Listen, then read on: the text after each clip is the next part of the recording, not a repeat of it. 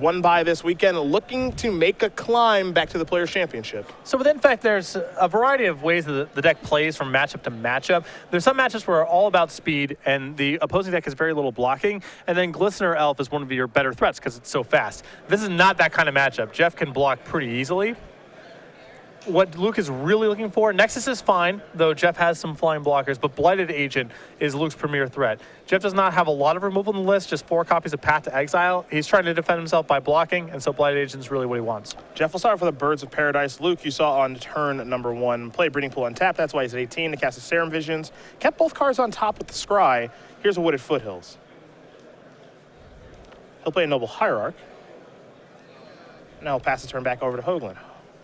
Jeff will take a draw step here. Voice of Resurgence is what he's found. A lot going on with this Kiki Core deck.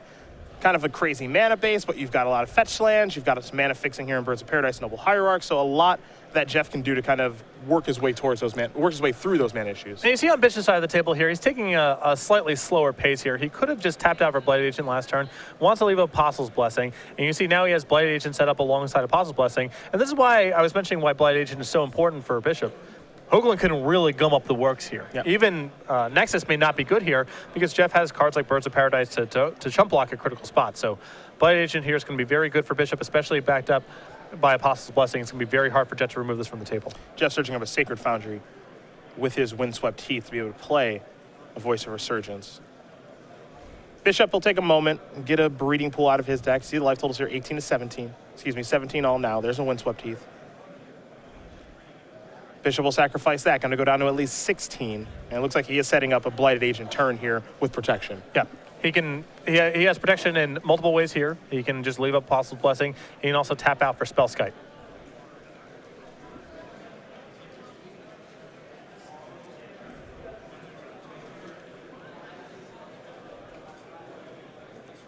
Two mana, going to use the Hierarch. Here is Spellskite. And now here's Blighted Agent. And I believe Bishop's leftovers include Groundswell and Become Immense. So this could be over next turn. Yeah. Apostle's Blessing as well. I think that's exactly the grip. Yeah. Here comes Voice of Resurgence. Bishop, it looks as though he's more than happy to take 2. He'll go down to 14. I know I wouldn't be blocking. There's a Windswept Heath.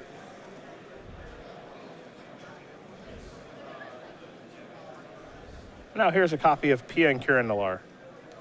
I suspect this will be Jeff's last turn. I have a feeling you're correct. You have shown up to the wrong party, the two of you. Yeah, indeed. The draw here is a copy of Serum Visions for Bishop.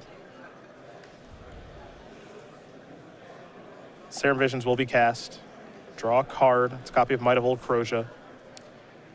And if Bishop is planning on killing via Become Immense, then Serum Vision's effectively free to cast this turn. He gets the mana back on the Delve. Here's Might of Old Croja, since it's being played in the main phase. +4/+4, now Become Immense, and this one is all over. Luke Bishop will win game number 1 here over Jeff Hoogland. In fact, very quickly up a game over Kiki Cord. Although we are now back-to-back on matches where a Magic Origins card has shown up. Jace of Ridden's Prodigy for Adrian, and Pia and Kieran Nalaar, unexpected from Jeff Hoogland here in round 2. Well, Magic Origins just have an impact everywhere, so not too surprising to see it really have an impact. Hangerback Walker also in DeMars's deck. Absolutely. Not that surprising, playing Affinity. To the sideboards we're going to go. Well, it's always fun to start with Jeff because you never know what you'll find in those 15. He's a little late for this matchup. He's got some stuff though. An Obstinate Baloth, an Auriok Champion, 2 copies of Worship, 3 copies of Stony Silence, Fulminator Mage, Solid Pride Mage, Celestial Purge, Engineered Explosive X2, 2 Sin Collectors, and an Eidolon of Rhetoric. I think the 2 copies of Sin Collector and the 2 copies of Engineered Explosives are reasonable to bring in this matchup. Sin Collector is not the best. It's not super fast, but I think that he needs just more interaction and he can attack Bishop's hand, especially getting some of the marquee home spells like Become Immense out ahead of schedule. I think things like the Fulminator Mage and the Kasali Pride Mage, though a little bit on the slow side, I think he just needs, again, more interaction. And I don't think the 1 copy of Eidolon of Rhetoric is horrible for this matchup. Usually when Bishop's doing something, he's chaining together multiple spells in the same turn. It's not ideal for this matchup, but I think Hoogland, again, is really struggling to find reasonable interaction, and he has a lot of cards he can cut here. On the other side of things here for Bishop, he's got 4 copies of Geist of St. Traft, a Temple Garden to help cast him, along with 2 Path to Exile, 2 Dispel, 2 Twisted Image, 3 Nature's Claims, and a Spellskite. Love the Twisted Image for this matchup. You've seen copies of Wall of Roots and Birds of Paradise out of Hoogland's deck already. Reasonable that his deck could have Spellskite as well. I think the 2 copies of Path to Exile will likely come in for the same reason, and that should probably do it. Bishop could bring in Dispels, anticipating Path to Exile and some mixture of Chord of Calling and Collected Company. That feels a little narrow to me, but if you brought in the counter spells, I wouldn't be shocked. Some good options here for both players, so we'll see how they do opt to sideboard. In the meantime, we will talk about the Star City Games newsletter. It is your source for Magic the Gathering news, and best of all, it's free to sign up for. Yeah, all the best content from Star City Games, cultivated by Cedric Phillips. You get all the information about the goings-on the Open Series, including a match of the week, exclusive deck lists and advice from some of the premium columnists, and an exclusive cardboard crack comic. Best of all, sign up is free over at starcitygames.com/newsletter. Jeff Hoogland, a player that we saw at the Players' Championship last year, always brewing, always getting ready, and most of all, and we know about Jeff, he loves Modern. It's true. He was getting a little disheartened with Legacy back when we were on the 2-day Open Series schedule. Started focusing a lot more Modern in the IQs. Has definitely been rewarded with that. Had a top 8 earlier this year in Baltimore, our first Modern Open Series event, and has been putting up steady results over the last 2 years. The 24-year-old from Bloomington, Illinois, does have an invitational top 8 last year during Season 3. Actually, last year, excuse me. 10 Open Series top 8s. Stay-at-home dad with 2 awesome sons who will be future Magic players, he says. A master's degree in mathematics and loves to do some coding. Also loves to brew. One of the fun players to feature on the Open Series. And you see he's got a brew here. Now, oddly enough, we mentioned the Warship in his main deck and additional copies in his sideboard. Brought those for the wrong matchup. Yes, not going to be good here. Yeah. If I recall correctly how Worship works, will not stop poison damage. That is correct. Luke Bishop coming from another angle. Though, I wouldn't be surprised if Worship is actually really good. Worship is this weird card where if it's not on your radar, you'll lose to it. If it's on your radar, it's very easy to beat. Yes. But if you've forgotten that Worship exists, or Fortune Thief, or that type of effect, it's actually really good. Yeah, there's plenty of cards hanging out there in Modern. Like Worship. Ensnaring Bridge is another one where you don't see it a lot. Very few decks play it, but certain decks are not going to be able to beat it, and if it's not on your radar, games can be stolen from you that you otherwise had locked up.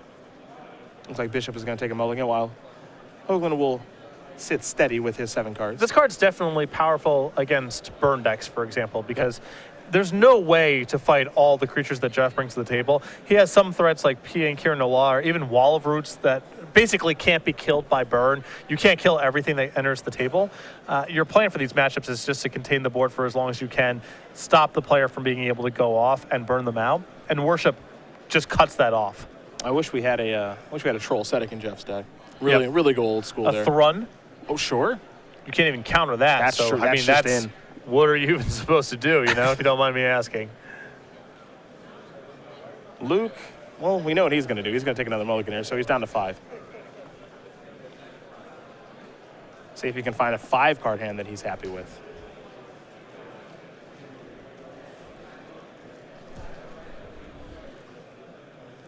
Jeff's also got, for example, he's got Auriok Champion in his sideboard. Very powerful combo with Worship. Very true. It's going to be hard for a red deck to beat that. For certain matchups. Yep. 5 cards here for Luke Bishop. Currently up a game with his Infect deck. That hand's going to be good enough. Stomping Ground is where Jeff will start. A breeding pool here from Bishop will bring him down to 18. Now here's a Glistener Elf. Not the ideal threat for this matchup. Yeah, this is a Blighted Agent matchup to be sure. And soon enough, you will find out why. Hoogland's got plenty of blockers, like a Spellskite. Bossel's Blessing the draw. Here comes the Elf. Spellskite will block. It'll get an Infect counter. A long way to go to knock that thing down. Another Glistener Elf. And I think Bishop, without another land, he'll just have to pass the turn back. Hoogland will draw a copy of Windswept Heath. That'll be his land for the turn. The follow-up here is a Wall of Roots. And you can see his hand, Kiki Jiki and Court of Calling. So he'll pass the turn back. Mana certainly stretched in this deck, but Court of Calling is generally free here. Or at least free-ish. He's certainly got time. Yeah. Spell's got to block 1. Looks like an Infect damage will head over to Jeff. Yeah, time is something that he has plenty of. He'll sacrifice that Windswept Heath. Time to get a land out of the deck. Again, he's got to figure out which land to get. The balance is key, but he'll get himself a stomping ground. Getting red and green mana because of Cord and Kiki in hand.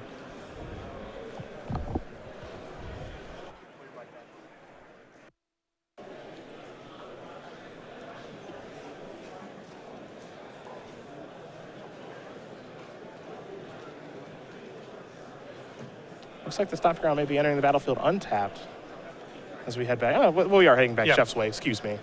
Just cracking it in. Yep. Sacred Foundry will enter the battlefield untapped, so Jeff will have to take 2.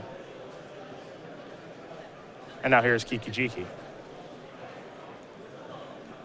And this is a really, really good setup here for Jeff, because now Spellskite is essentially unkillable. Yep. Anytime, if Bishop were to have something like Path's Exile, Nature's Claim, Twisted Image, something to get it off the table, Jeff can simply make a copy of it with Kiki Jiki, move the target over there, keep Spellskite in play. Very hard for, in fact, to play through Spellskite because it is predicated on targeting a creature with a bunch of spells to win the game. On the end step, after you clear end of turn triggers, Jeff is going to make a copy of Wall of Roots, which means that he gets to use it through this turn.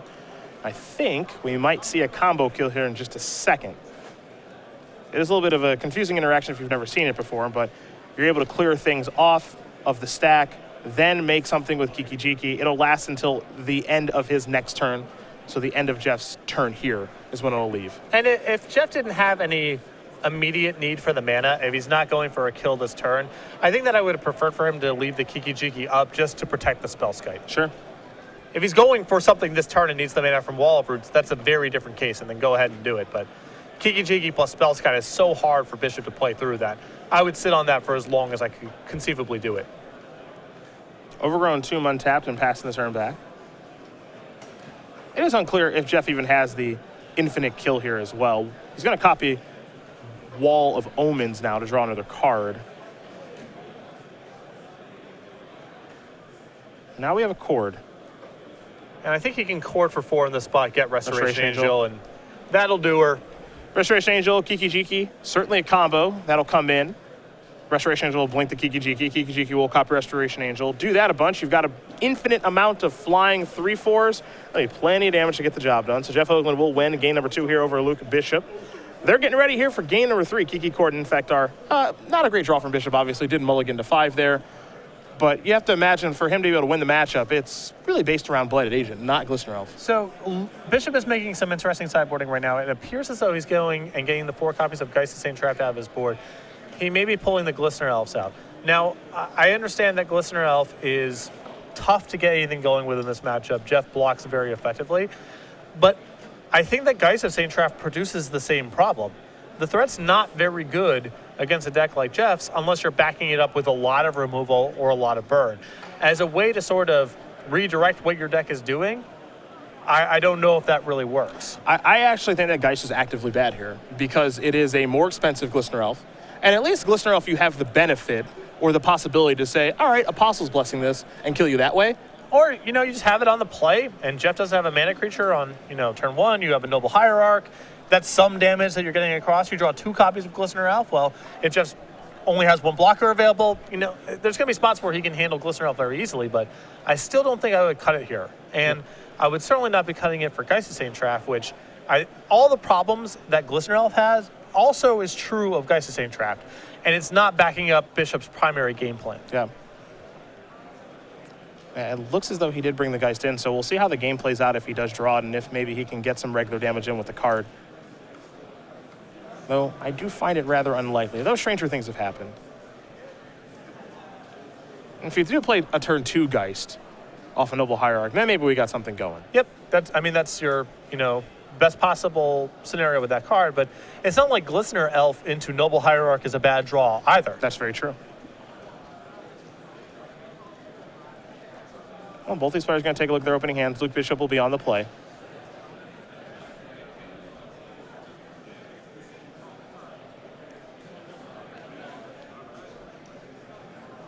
See if he wants to keep his hand. Looks like he will.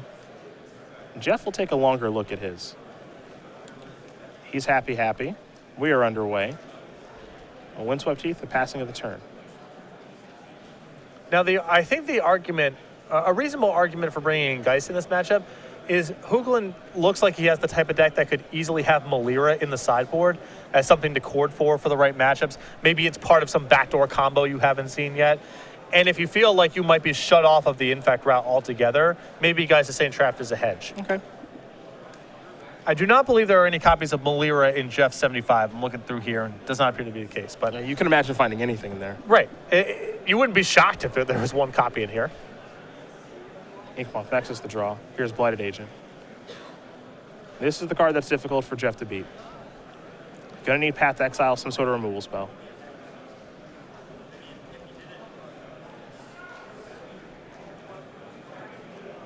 Looks like Razor Verge Thicket in hand, as far as options are concerned. Engineered explosives as well. Sure. It's a slow way to do it. But it's a way. Yep. But you see a lot of the cards in hand, Voice of Resurgence, Restoration Angel, Court of Calling. They're slow, and they do not handle Blighted Agent well. So Jeff now has to make a determination. Do I play Engineer Explosives right now with the intent of killing Blighted Agent next turn, or do I try to find some productive things to do in the meantime and set up a fourth turn where I'm playing Explosives and blowing it up in the same turn? I suspect turn 4 on the draw is just too slow, and Jeff needs to deploy the Explosives now. And there's the Explosives. We're going to head back Luke Bishop's way. Well, he's moving pretty quickly. Don't know if he's got a kill or not, but he'll attack for 1 at least. Might be time to see one of those Geists here. He'll sacrifice the Windswept Heath.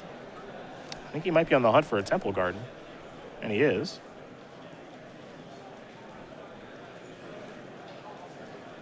See how this guy's played it out. If it was Glistener Elf based on Jeff's hand, Glistener Elf would have done some work here. Yeah.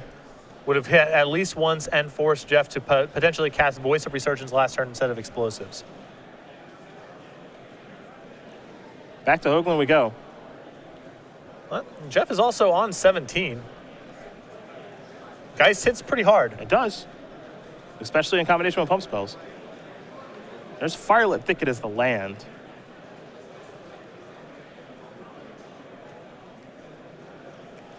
And now, this is another tough call for Jeff. He casts Voice of Resurgence. That's very solid against the Geist that's in play. Bishop may not even attack. But then he's looking at 2 points of infect damage coming across for sure. Maybe more. There's a Wooded Foothills. See Piracy Charm in hand here for Luke. Also has a copy of Vines of Vastwood and a Groundswell. And trigger an Angel Token on the way.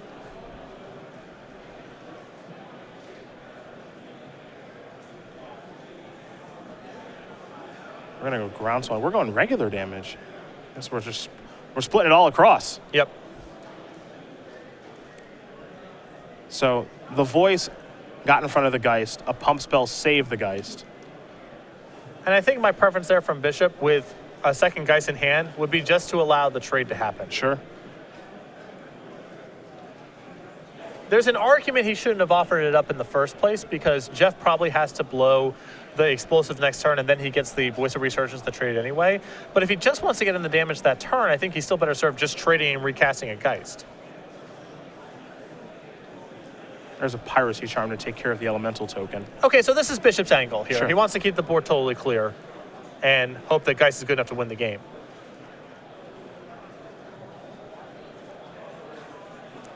Much more defensible line when he's following up with a removal spell. Oh, there's P and Kieran. I do not believe Jeff can cast that. Oh, no, Firelit Thicket says he can. Oh, excuse me. I thought that was a stomping ground. Yeah, the very powerful filter land.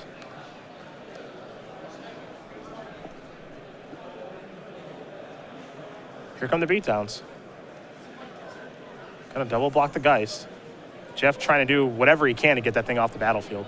And now this is going to be a really good spot for the second Geist. Yep. 4 more points of damage coming across. You can see the awkwardness, though, of Geist in this strategy, which is it's really pulling away from the Blighted Agent and the whole Infect part of the deck. Jeff just has to pass the turn back. Bishop will draw. It's time to come to the red zone again.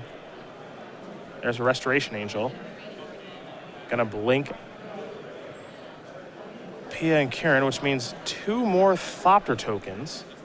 Good news for all sorts of reasons, too. If he can get in the next turn with a Thopter in play alongside Pia and Kieran, now all of a sudden he has the Blade Agent managed.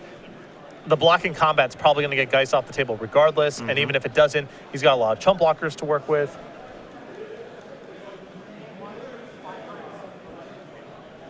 Hoogland definitely going to try to play a value game to get himself out of this. Has never had the opportunity to even consider blowing that explosives.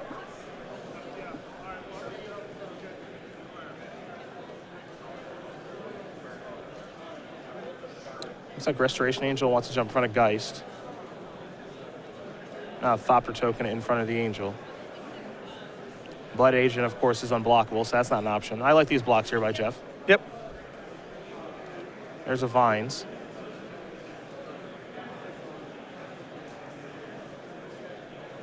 So a little more infect damage here for Jeff.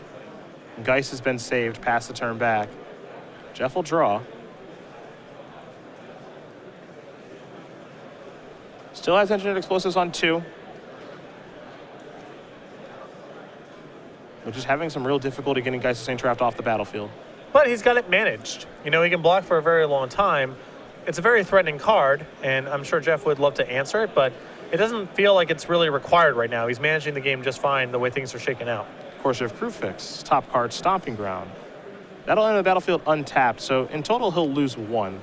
And so he'll gain 1. He'll take 2 and then gain 1. Wall of Omens on top of the deck.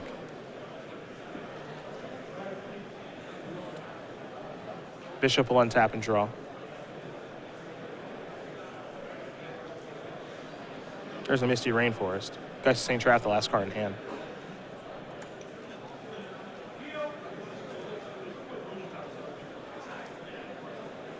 Ichmoth Nexus going to get fired up. Bishop will come across this way. Angel token as well from the Geist.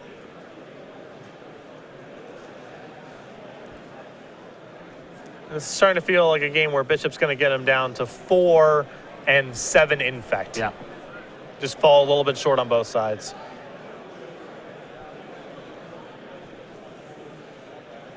Looks like the Thopter token is going to jump in front of the Angel as well.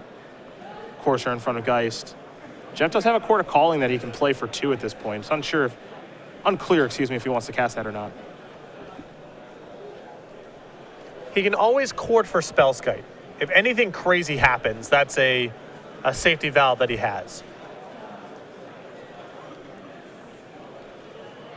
Can court for Wall of Omens, draw a card. A couple of different options here, but he won't take any of them. Going to get the Geist off the battlefield. A little bit more poison.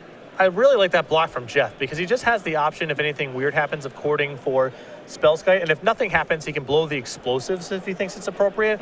So there's no way the mana gets wasted. He's going to court for 1 here. And Bird of Paradise on the way for a little bit of fixing. And acceleration.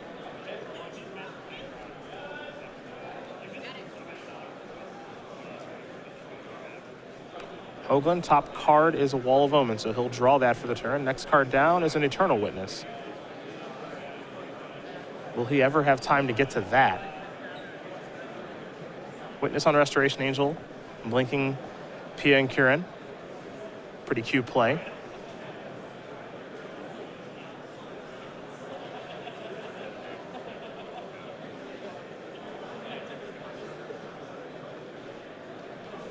Looks like he was considering Wall of Omens that turn, but looking towards something else at this point.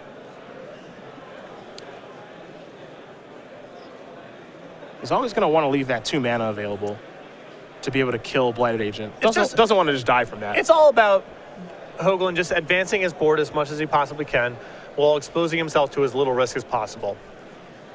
It's complicated to figure out these line of plays, but you know, as long as he can leave up the explosives and have a way to kill or block the Nexus, there's only so much bad that can happen. But he doesn't want to be inefficient with his mana. Yeah. Horizon Canopy is the land. He'll gain a life off of that. Top card of the deck from Courser is Path to Exile. And Jeff has the ability to actually draw that Path to Exile because of the Horizon Canopy and then cast it off the Birds of Paradise if that's a play he ever wants to make. Yeah. He can just kind of pass the turn right now, let Bishop make his attacks, and respond to basically anything that Bishop can conceivably do. Yeah. Bishop with a copy of Noble Hierarch in hand. Gonna fire up Inkmoth Nexus. Fire up the other one too. Looks like everybody but the Geist is coming across. And we had a feeling Geist might run into this problem. Just not being able to get him across the finish line. Yeah.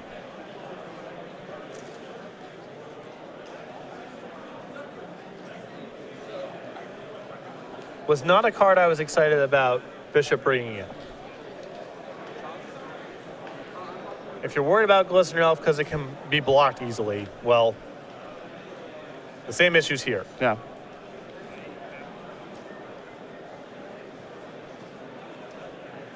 Hogan going to try to figure out how to block. He has an opponent here in Luke Bishop with one card left in hand, so it's unclear as to what that top deck is if you're Jeff. We know it's Noble Hierarch. We know it's nothing.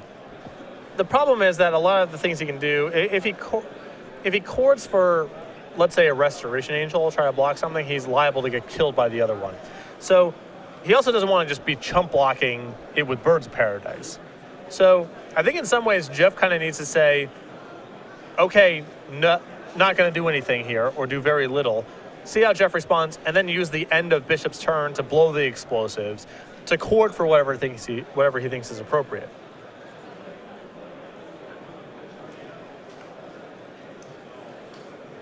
Path Exiles the draw. Fire that off, take care of the other Inkmoth Nexus. This will allow Bishop to search.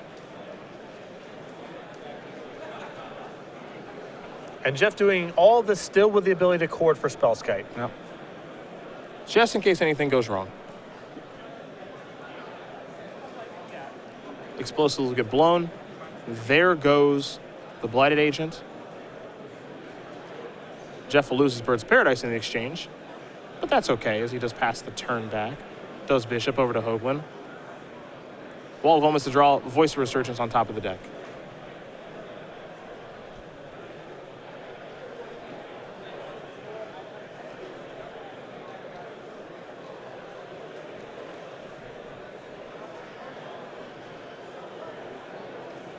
There is Wall of Omens. Voice the draw, Voice on top of the deck yet again.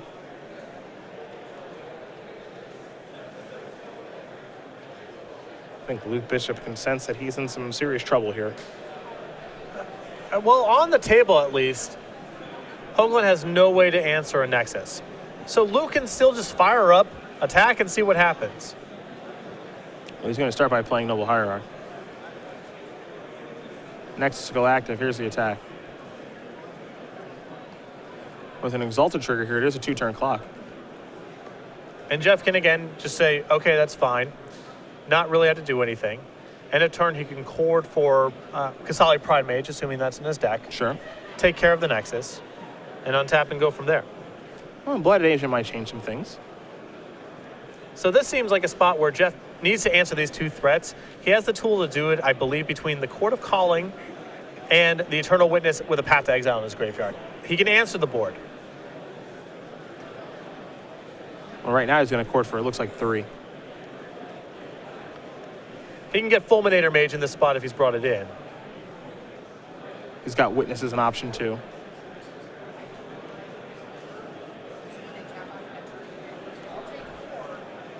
I think there's a risk here of Hoogland getting a little too fancy, trying to squeeze out a lot of value. It feels that way.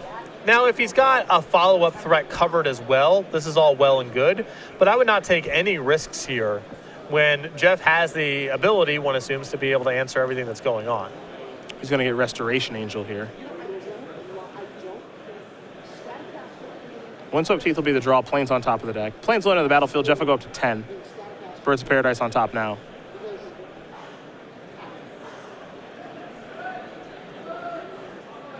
He can play Restoration Angel, Blink, Pia, and Kieran. And if he has a Court of Calling, he can just get Kiki Jiki here. Yeah, and that's exactly what he's going to do. Yep. He's able to get the infinite kill. So, you see, he'll count Convoke. He's got plenty of creatures out there on the battlefield. Search up Kiki Jiki, go Infinite Restoration Angel, and it is a combo kill right here for Jeff Hoogland, who does win this match over Luke Bishop 2-1. Kiki Cord does take care of Infect, And you can kind of see, I think, the issue there more than anything. Jeff's deck, very cool. We have a deck tech with him coming, of course, because he's a great brewer and he's off to a great start here. But you kind of see the issue with boarding in Geist of St. Traff there a little bit. I think there's some issues with Bishop's linear game plan. Hoogland can be very good at blocking there, and you don't know exactly what he can court for. And if he courts for something like Melira, maybe you're locked out of the game or you're drawing very slim.